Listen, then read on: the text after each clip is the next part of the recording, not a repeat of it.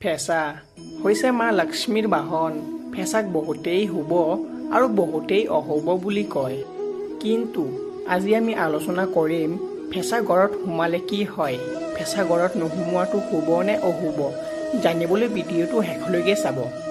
1 number, যদি কোনো গৰ্ভৱতী মহিলাই ফেঁচা দেখে তেনেহ'লে এইটো শুভ সংকেত হয়, আৰু যদি সেই মহিলাগৰাকীক ফেঁচাই চুই যায় তেনেহ'লে তেওঁৰ হ'ব লগা সন্তান বহুত ভাগ্যশালী হয়।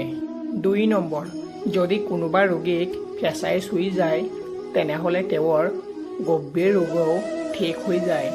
3 নম্বৰ, পৰীক্ষা দিবলৈ যাওঁতে য'ত ফেঁচা দেখা পায় তেনেহ'লে এইটো বহুত শুভ হয়।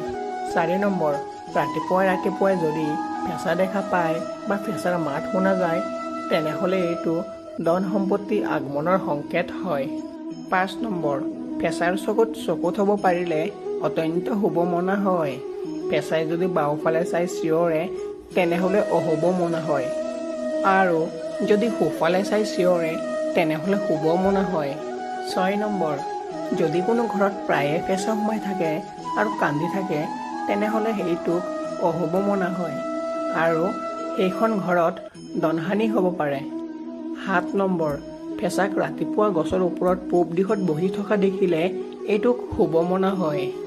8 নম্বৰ, ৰাতিপুৱা বিচনাৰ ওপৰত ফেঁচা বহি থকা দেখিলে বিবাহৰ সংকেত বুলি মনা হয়। 9 নম্বৰ, সপোনত যদি ফেঁচাই নিজৰ ওপৰত অহা দেখে তেনেহ'লে এইটোক শুভ বুলি মনা হয়। 10 নম্বৰ, ফেঁচাক যদি আপুনি আপোনাৰ সন্মুখত খানা খোৱা দেখে তেনেহ'লে এইটোক শুভ বুলি মনা হয়। আপোনাক ধন্যবাদ ইমান সময় আমাৰ ভিডিঅ'টো দিয়াৰ বাবে, আৰু ভিডিঅ'টো চাই যদি ভাল লাগিছে তেনেহ'লে প্লিজ এটা লাইক কৰি দিব আৰু পাৰিলে এটা শ্বেয়াৰ কৰি দিব। চেনেলটোত যদি নতুনকৈ আহিছে তেনেহ'লে চেনেলটো ছাবস্ক্ৰাইব কৰি আমাৰ লগত থাকিব। ধন্যবাদ। ভালেই থাকিব, সুস্থ থাকিব।